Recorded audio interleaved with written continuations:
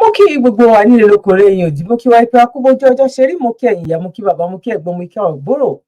Mo jẹ́ kí gbogbo ẹ̀yin ẹlẹgbẹ́ mi náà, èmi ọmọ yín àbúrò yín olólùfẹ́ yín Dr. Zabby Talk Show àyè ọpẹ́ yọ̀ṣù yọ̀lọ́dọ̀ ti yín náà. Ní agbára lọ́wọ́ Ọlọ́run àyè ọpẹ́ a máa yọ fún wa, lórí ọmọ, lórí ọkọ, lórí ìdáwọ́lé wa. Àtúkọ̀ ọdún akú ìyèdún, ẹ̀mí wa ṣe ọ̀pọ̀lọpọ̀ ọdún láyé.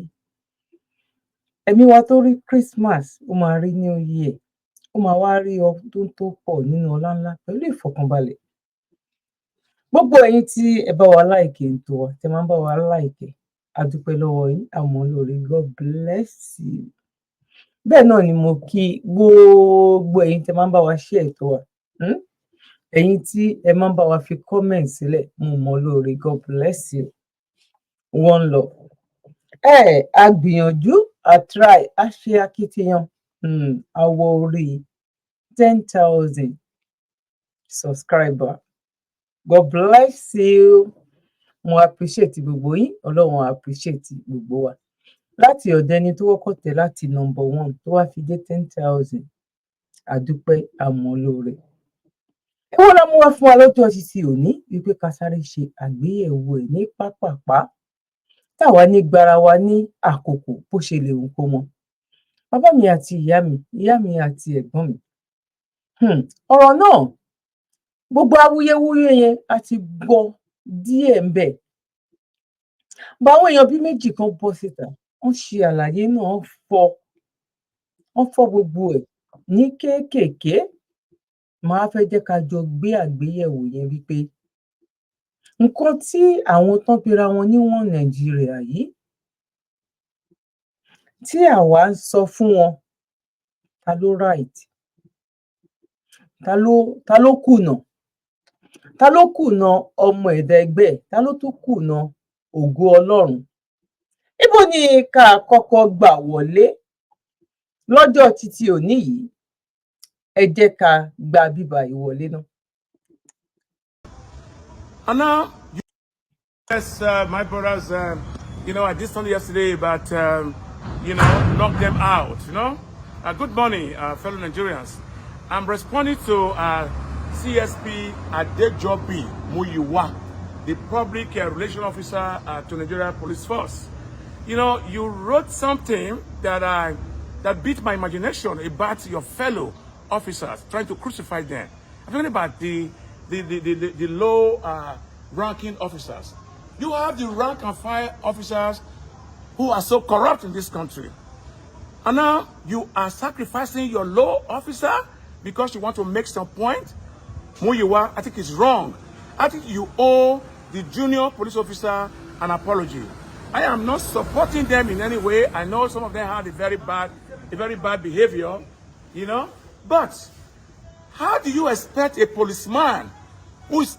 I'm pretty sure wípé gbogbo wa pátápátá gọ́ ní orílẹ̀-èdè àgbáyé gbogbo wa kọ́ la máa ti wo fídíò yìí.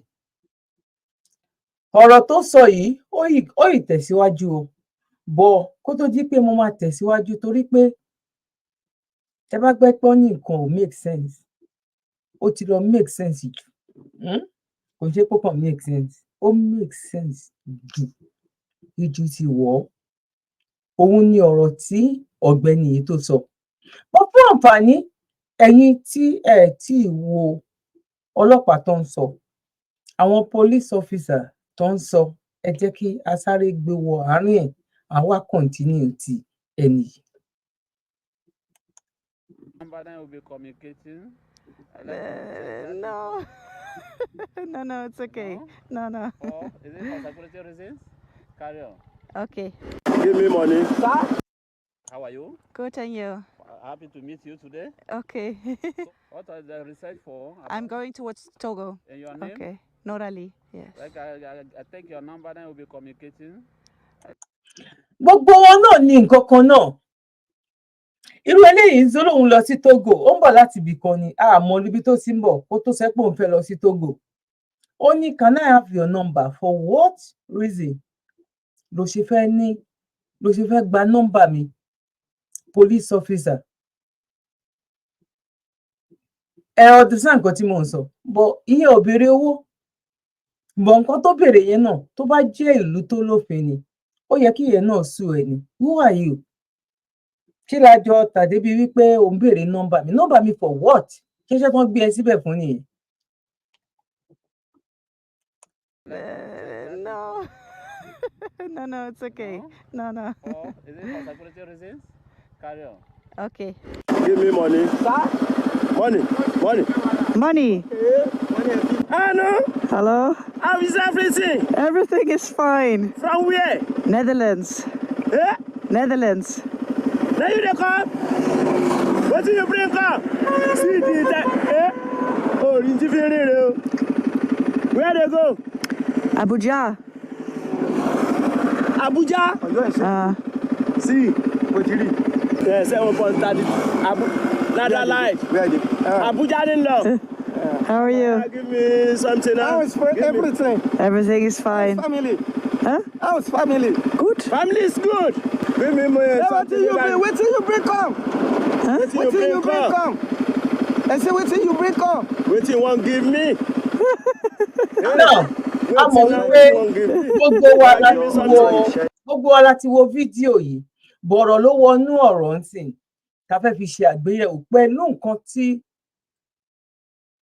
ó kọjá pé ó make sense àgbékalẹ̀ brother wa yìí ẹ jẹ́ ká gbé kúrò níbẹ̀ ká wá padà lọ sí yẹn ẹ̀yin tí ẹ bá ti bá wa láìkè ètò ẹ bá wa láìkè ẹ bá wa tẹ láìkè ọ̀fẹ́ ní ìgbàlà ẹ̀yin tí ẹ bá ti comment ẹ bá wa comment èmi náà ń kí yín bẹ ṣe ń kí mi ṣé ó mú yes ṣé ó mú no God bless you ẹ̀yin tẹ́ bá ṣẹ̀ṣẹ̀ darapọ̀ mọ́ wa orí ìkànnì wa yìí ẹbí jọ ní gbogbo wa ẹbí alálàáfíà dẹ̀ ni wá ẹbí olóríire ní gbogbo wa ẹbí lèmi máa ń pe àwọn èèyàn tiwa ń bí báyìí èmi ò ní followers kò yẹ yín sìn because ẹni tí ó ń kọ́ nǹkan kò gbọ́dọ̀ tún máa kọ́ èèyàn tàbí báwo ló ṣe ń sọ ṣé mo gbà á now ẹ jẹ́ ká sáré padà lọ síbẹ̀ ṣe.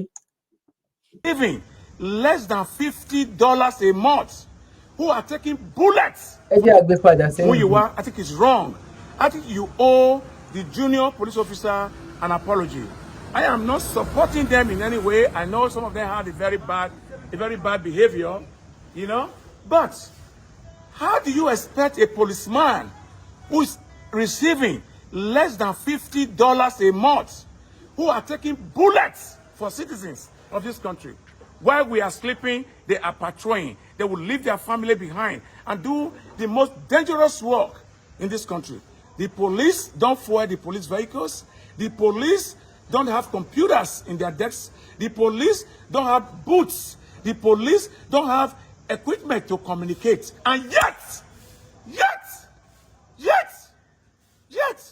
the disgruntled members of Senate, members of Rep, members of Assembly, disgruntled, who does nothing for this country and making serious money for themselves and their family. And the police are dying every day.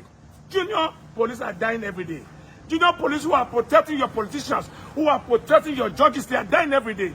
How dare you come out and say the police are taking bribe and you are humiliating them? Artesunate is a drug for malaria or for typhoid fever. A packet of it used to be 4,000 and it's now 57,000 naira. Supposedly, the police children are sick and they have 3 children. How would the police afford to treat children? Why would they not be a beggar? Why would they not look like a destitute? ẹ̀yin náà fi kọ́mẹ̀ntì yín sílẹ̀ ṣé ń gbọ́rọ̀ tó make sense. A ní mo wà ní meeting ní ọjọ́ kan àwa ń discuss lórí nǹkan kan mo wá throw ẹ̀ sí àwọn ẹlẹgbẹ́ mi tájọ wà ní meeting náà. Mo ní ǹjẹ́ a béèrè kí ni foundation nǹkan yẹn? Báwo ni wàhálà yẹn báwo ló ṣe jẹ́? Báwo ló ṣe bẹ̀rẹ̀? Kí ló lè fà á? Ẹ wo nǹkan tí ọ̀gbẹ́ni yìí tó ń pín sí wẹ́wẹ́. Ǹjẹ́ àwọn èèyàn àwọn ìjọba fúnrara wọn, àwọn ọ̀gá ọlọ́pàá yẹn, ẹ jẹ́ ká máa gbọ́ lọ. Ọ̀gá ọlọ́pàá tó bá lóun ò ṣe ṣebí torí wípé CCTV, kámẹ́rà, everything ti wà kákàkiri ni. Ọ̀nà táwọn fi ń gba tiwọn ó yàtọ̀ sí àwọn tó ń ní give me money, wetin you chop or wetin you bring up. Ọ̀nà táwọn fi ń gba tiwọn ó yàtọ̀. Now, because Nigerian government don't have respect for police, and yet they want the police to perform magic. And you all come out there, Muyiwa, to come and tell us that you fire some low police ranking officer because they were taking bribe. Swear to God Almighty, swear Ogun, swear Elodimare that your Inspector General, your Commissioner of Police, your AIG, your DIG, if they are not taking bribe, swear Ogun, and I will swear that Ogun before me, that if there's no senior police officer who are taking bribe, make Ogun kill me. But if there are police officers who are taking bribe, Muyiwa, you hold the junior police officer. I will not curse you, but you get your pay back. How dare you? Speak to the government. Let there be barracks for the police. Let them give them patrol vehicles. Let them increase the package of the welfare of the police. The police are human beings, and that's why they are transferring their aggressions against us. How can you come out and sacrifice your own in the altar of lies that they are taking bribe, you want to fire them? Listen, I am going to represent those police people you fired. We are going to meet in court. Listen, police have never cared about their own. They have never cared about the low-ranking police. It was in this country, Tafa Balogun stole 33 billion naira. 33 billion naira. He died and he left the money alone. We could have used that 33 billion naira to improvise for the police, the junior-ranking police, to make sure that the welfare of their children is guaranteed, to make sure that their life is comfortable, so that they don't trust.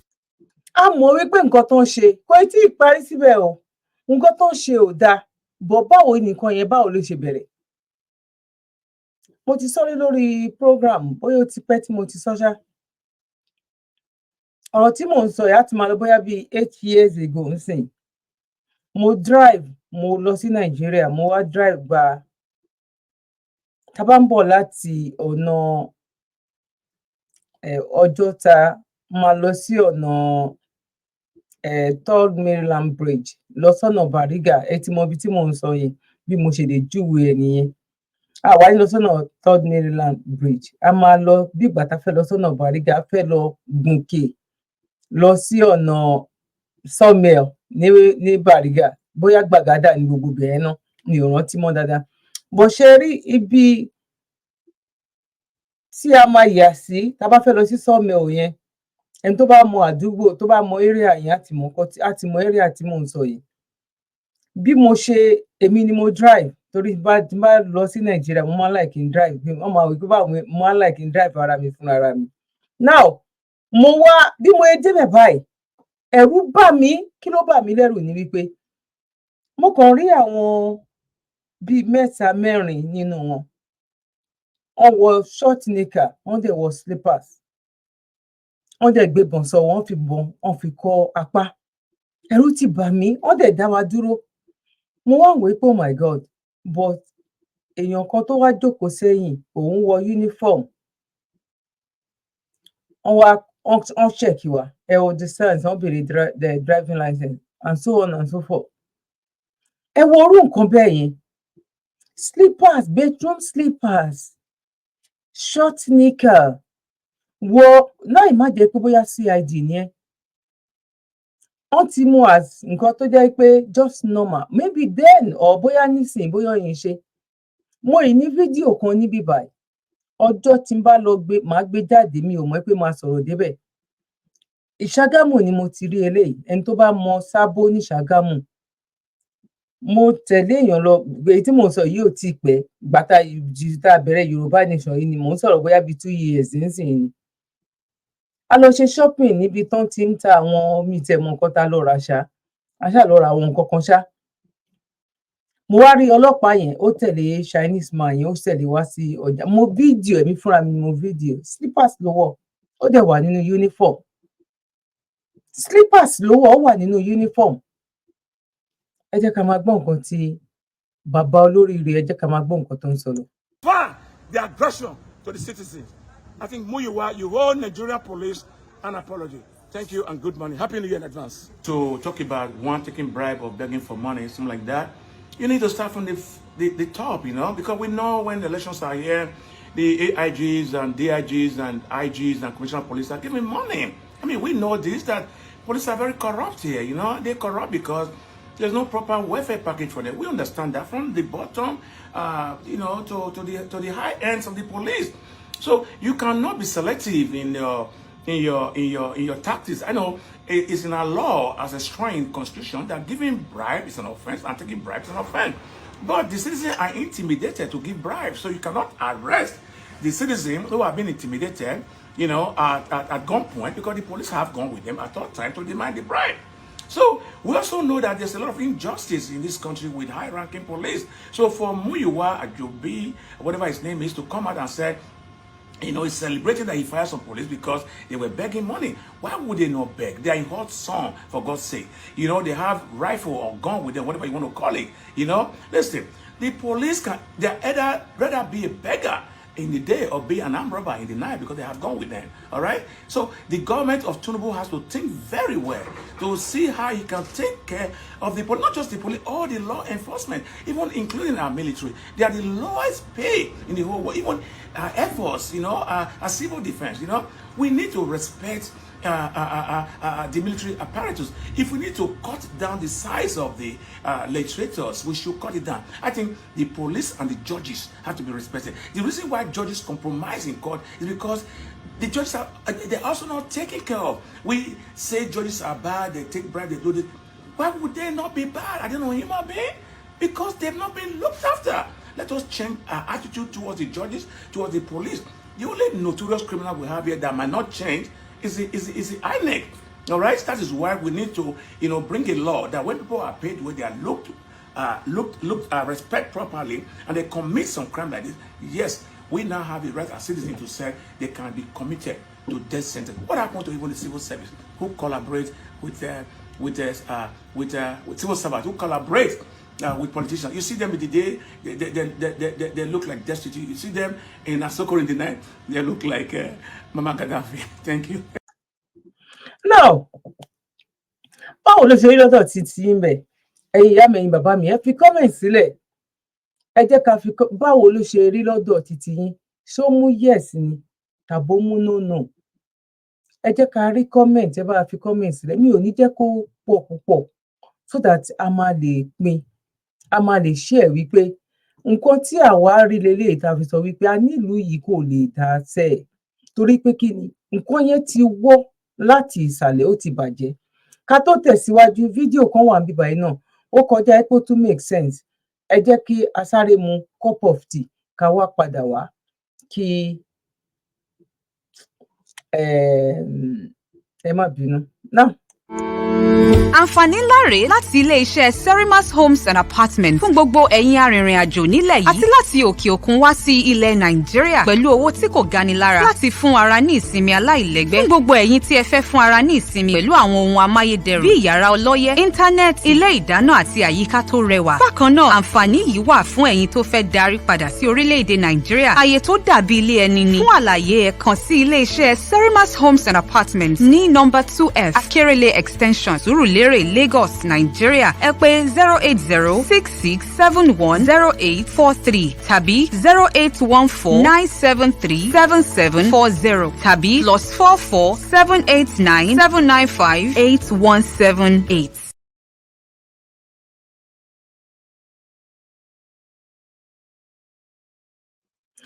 náà ẹ káàbọ̀ sórí ètò lẹ́ẹ̀kan sí èmi wọ́n yín àbúrò yín olólùfẹ́ yín Dr. Talk Show ayọ̀pẹ̀yọ̀ akọ̀ọ̀dún akóyèdún ní agbára lọ́wọ́ ọlọ́run ẹ̀mí wa ṣọ̀pọ̀lọpọ̀ ọdún láyé ẹ jẹ́ ká sáré lọ wo ẹ tẹ́ sáré gbọ́ eléyìí. ṣe làwọn eléyìí ń já fóònù gbà lọ́wọ́ níbi tí Wàsíù tẹ̀wọ̀n dé àtàwọn ọ̀rẹ́ ẹ̀ tí ń já fóònù gbà lálẹ́ ọdún kérésì lọ́wọ́ ti bà wọ́n. ẹni bá rí fọ́tò àwọn afurasí ọ̀daràn mẹ́rin yìí bí gbogbo wọn ṣe kó fóònù dání yáyáyá èèyàn á kọ́kọ́ rò pé wọ́n ń ṣèpolówó fóònù tí wọ́n fẹ́ tà ní àmọ́ kò rí bẹ́ẹ̀ wọn ò polówó fóònù níṣe làwọn eléyìí ń já fóònù gbà lọ́wọ́ àwọn èrò tó ń bọ́lẹ̀ nínú mọ́tò àtàwọn tó ń rìn nírònà ọmọ fìríǹdì ọ̀kẹ́ alọ́kólóńkígbe ni wọ́n bí wọ́n ṣe ń gba fóònù ni wọ́n ń jí káàdì ATM àwọn ẹni ẹlẹ́ni ìdí ìwà burúkú náà sì lọ́wọ́ ti bà wọ́n. orúkọ àti ọjọ́ orí àwọn afurasí ọ̀daràn náà ni Wàsíù Ọláwálé ẹni 30 ọdún, Adébáyọ̀ Ọlátúbọ̀sún ẹni 20 ọdún, Wálé John ẹni ọdún 28 àti Uche Ugwu tí wọ́n lóun lólórí ikọ̀ adigunjalè yìí ẹni ọdún 25 péré ni. alukoro iléeṣẹ́ ọlọ́pàá ìpínlẹ̀ Èkó SP Benjamin Hundeyin tó fìdí ìṣẹ̀lẹ̀ yìí múlẹ̀ f'Aláròyé sọ pé nǹkan bíi aago 7:30 àṣálẹ́ ọjọ́ kérésì kù ọ̀la ìyẹn ọjọ́ 24 oṣù kejìlá yìí lọ́wọ́ pálábá àwọn ségi nígbà tí ẹnìkan tí wọ́n ṣẹ̀ṣẹ̀ jà lólè fóònù àti ká.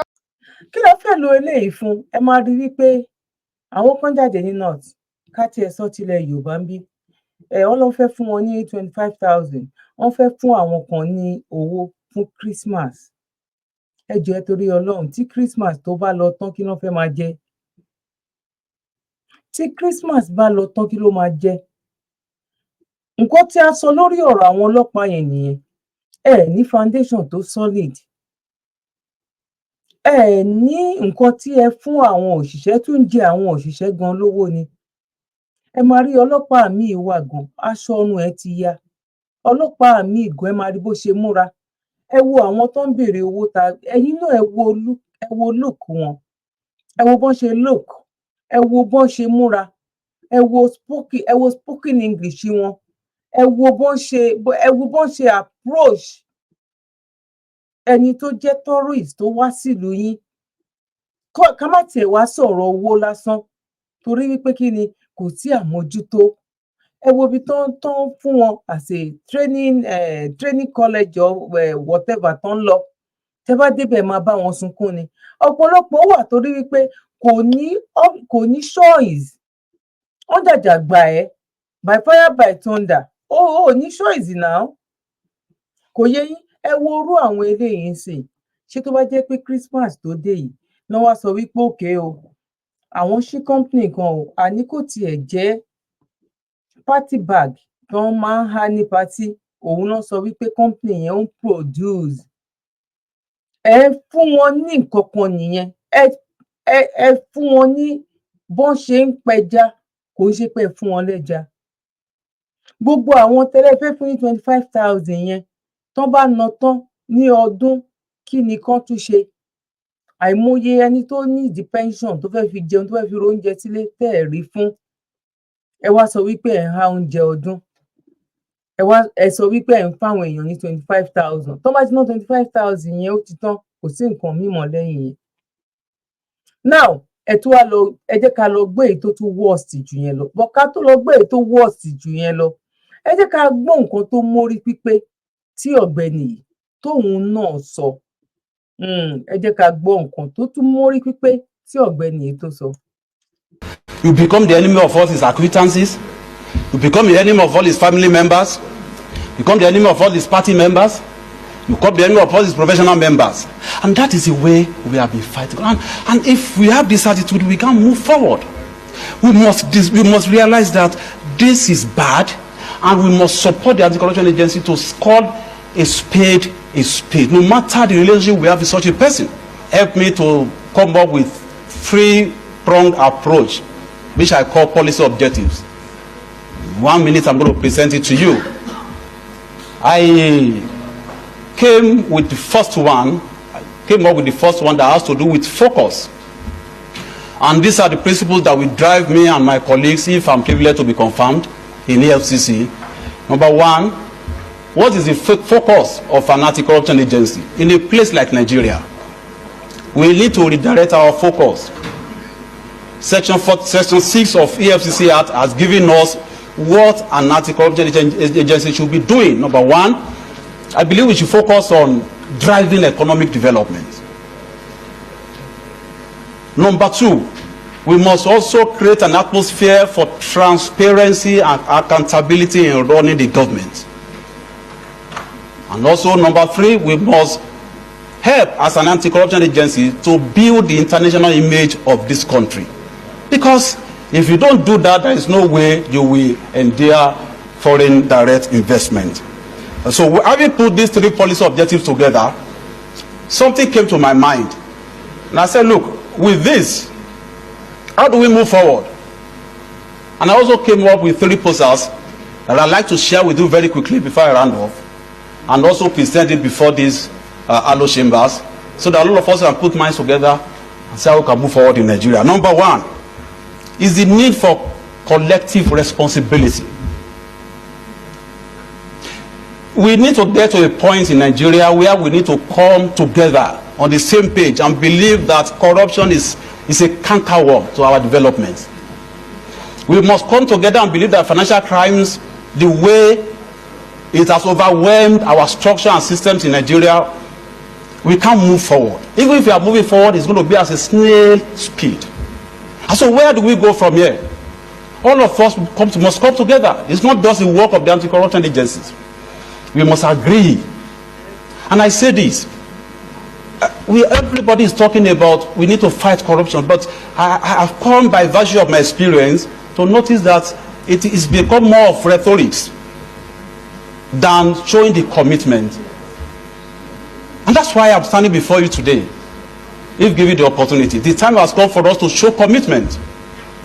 What do I mean? For instance, if I have the opportunity tomorrow to perhaps investigate the most distinguished president of the Senate, not even that, okay, let me use my senator Adamodul.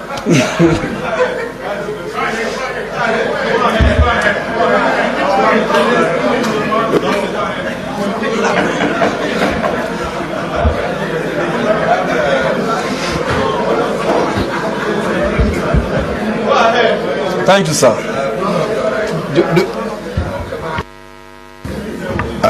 Distinguished senators, I noticed that my brothers on this side of the aisle are very excited that they should use the Senate President as an example.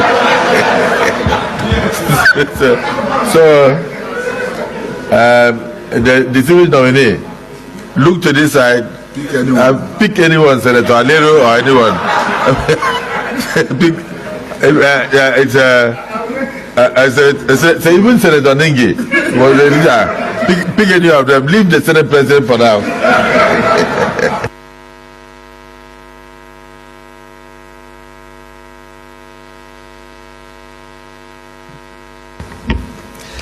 Now, the point I was trying to make is that if I should go after someone as an agency, the moment you ẹ jẹ́ ká gbọ́ nǹkan tí arákùnrin yìí tó sọ lójú àwọn sí bọ́ ṣọ́ máa mú lò tàbọ̀ ní mú lò point tó wà ń bẹ̀ gbọ̀ngàn nìyẹn.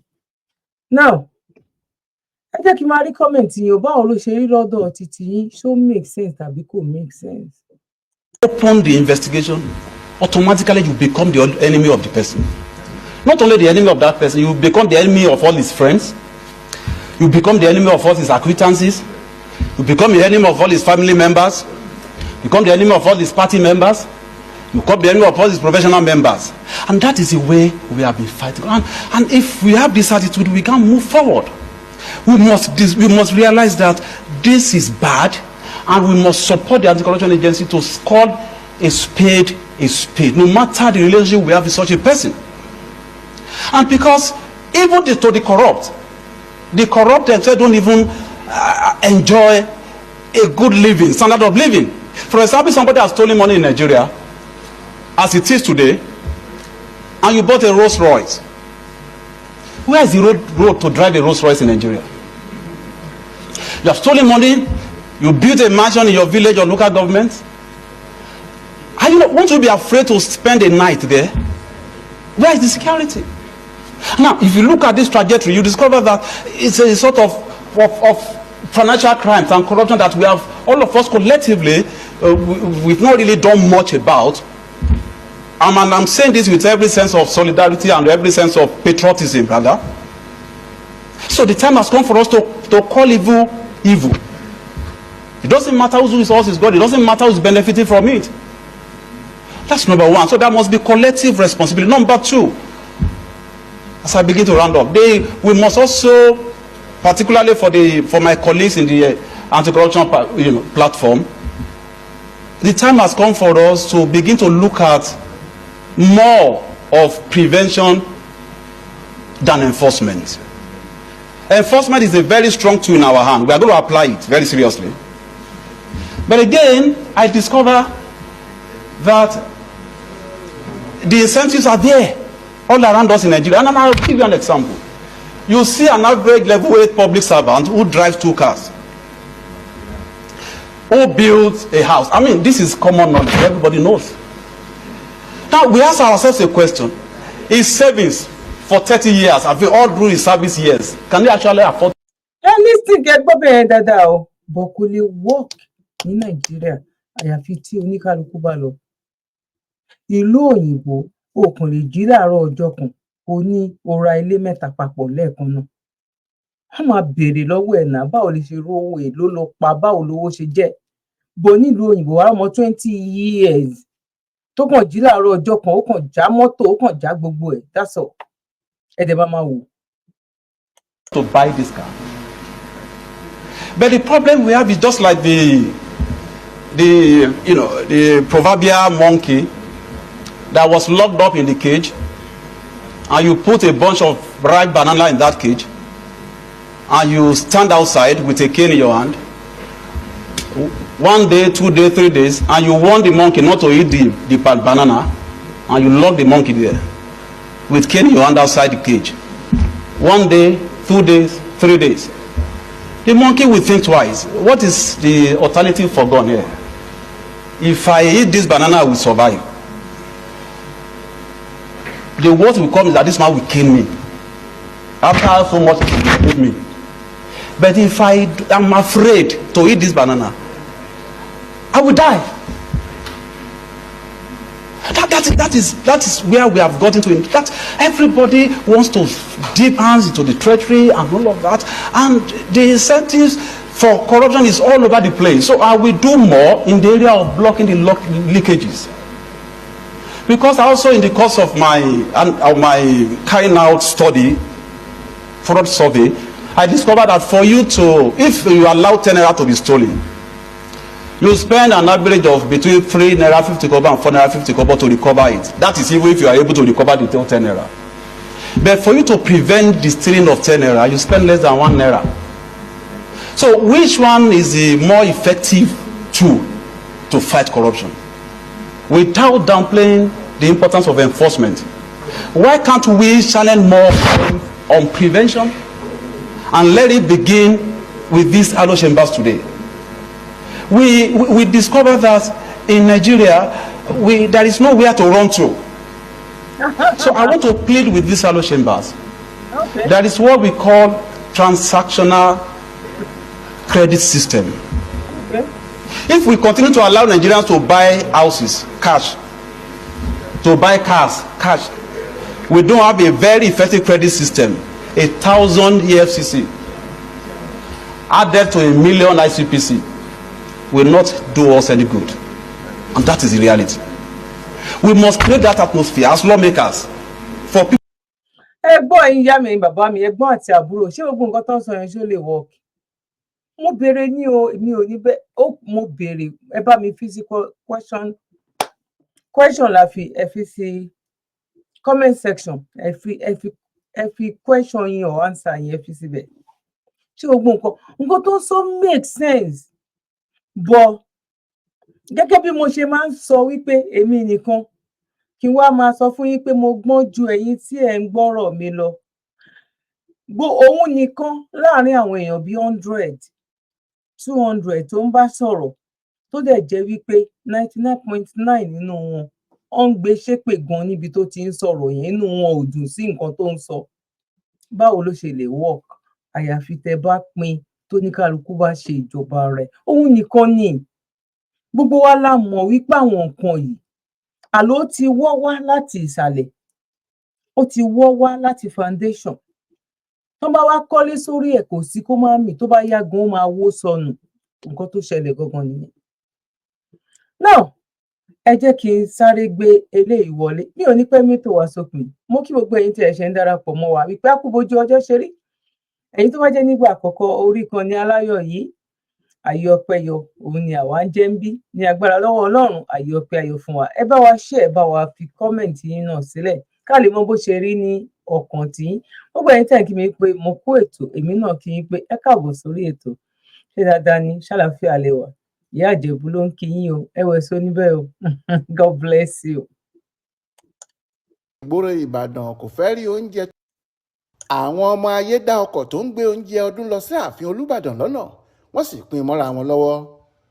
Ó jọ pé àwọn jàǹdùkú ìgboro Ìbàdàn kò fẹ́ rí oúnjẹ tútù tí wọ́n ń gbé kọjá lọ nínú mọ́tò sójúmọ́ báyìí, pẹ̀lú bí àwọn ọmọ ìsọ̀ta kan ṣe tún dá ọkọ̀ bọ́ọ̀sì kan tó ń gbé oúnjẹ tútù lọ sáàfin Olúbàdàn lọ́nà tí wọ́n sì pín oúnjẹ inú ẹ̀ mọ́ra wọn lọ́wọ́. Ọkọ̀ bọ́ọ̀sì ọ̀hún tó kún fún àpò ìrẹsì, ààyè adìẹ àti ọ̀pọ̀lọpọ̀ kẹ́ẹ̀gì òróró èyí tí wọ́n ń gbé lọ sáàfin Olúbàdàn tó wà lọ́jà Aba làwọn ọmọ ìsọ̀ta kan dá lọ́nà tí wọ́n sì bo àwọn oúnjẹ inú ẹ̀ bí ìgbà tí àwọn adìẹ bá bo àgbàdo tàbí ọkà bàbà tó dà sílẹ̀ nígbà tó kù díẹ̀ kí ọkọ̀ ọ̀hún tó ń bọ̀ láti ọ̀nà Màpó dé ààfin Olúbàdàn gan-an. Gẹ́gẹ́ bí Aláròyé ṣe gbọ́, oúnjẹ tí wọ́n fẹ́ pín fún àwọn mọ́gàjí ìlú Ìbàdàn gẹ́gẹ́ bí ẹ̀bùn ọdún làwọn ọmọ ayé ṣe bẹ́ẹ̀ pín mọ́ra wọn lọ́wọ́ lọ́sàn-án gangan ọjọ́bọ̀ tọ́sídẹ̀ẹ́ ọjọ́ 21 oṣù kejìlá ọdún 2023 yìí. Níṣe ni wọ́n fọ́ gbogbo gíláàsì ẹ̀gbẹ́ ọkọ̀ náà kí wọ́n lè ríbi kó gbogbo oúnjẹ tó wà nínú ẹ̀ jáde. Tẹ́ ò bá gbàgbé, ní nǹkan bí oṣù méjì sẹ́yìn làwọn èèyàn kan náà ya bo ọkọ̀ kan tó ń gbé ìrẹsì kọjá lọ lágbègbè Ìwó Road tí wọ́n sì bẹ̀rẹ̀ sí pín àwọn àpò ìrẹsì náà mọ́ ara wọn lọ́wọ́. Ẹ wo bí ayé ṣe rí. Àwọn ọmọ èèyàn kan nìyẹn o, ẹ̀gbọ́n èèyàn kan, àbúrò èèyàn kan, ọkọ èèyàn kan.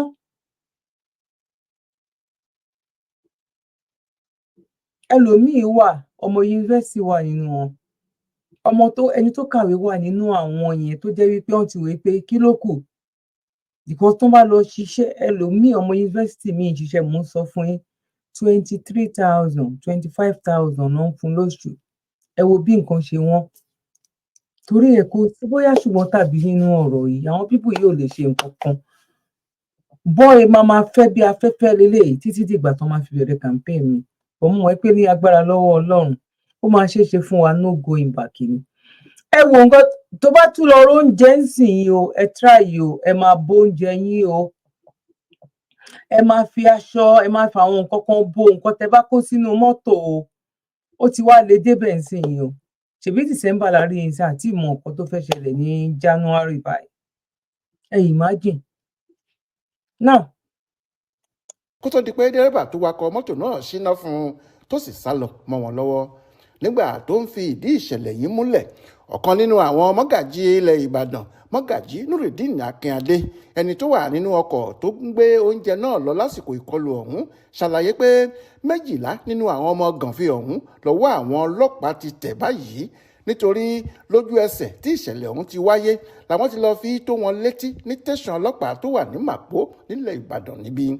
Gẹ́gẹ́ bó ṣe sọ, láti àná tọ́sídẹ̀ẹ́ tá a ti fi ìṣẹ̀lẹ̀ yẹn tó àwọn ọlọ́pàá létí ni wọ́n ti mú díẹ̀ nínú àwọn afurasí olè náà, bẹ́ẹ̀ ni wọ́n tún ti rí díẹ̀ nínú wọn mú lónìí náà. Àwọn tọ́wọ́ ti tẹ̀ lórí ọ̀rọ̀ yìí ṣáà ti di 12 bí mo ṣe ń bá yín sọ̀rọ̀ yìí o.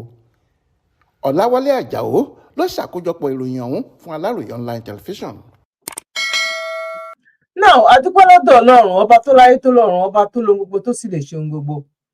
Tó bá ní wọ́n fẹ́ gbé ọ̀gá ọlọ́pàá yìí sìn, wọ́n fẹ́ gbé lọ sí ilé ẹjọ́ tó ní kán gbaṣẹ́ lọ́wọ́ ọlọ́pàá méjèèjì. Kí lẹ̀yin rí sí? Ṣé rò pọ́n lè win kéètì yìí? Mo béèrè ni o. Torí wípé tá bá ní ojú wo ni Nàìjíríà fi wò, Nàìjíríà ò rojú nǹkan kan fi wò. torí gbogbo wọn pátápátá olè jọ ní gbogbo wọn. Olè ń gbé olè tàbí báwo ló ṣe ń ṣe ni. Tí wọ́n bá gbé wọn lọ sílé ẹjọ́ náà, ta ló máa jàre, ta ló máa jẹ̀bi?